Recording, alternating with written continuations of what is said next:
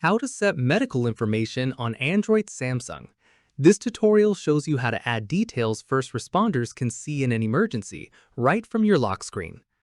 First, open Settings on your Android. After that, tap on Safety and Emergency from the list. Let me show you. From there, tap on Medical Info to open the settings. At this point, tap on Edit Information to start filling in your details. You may look out for the necessary info to be filled. You may add any allergies you have in the Allergies field, and many more. Once done, add any current medications you're taking in the Medications field.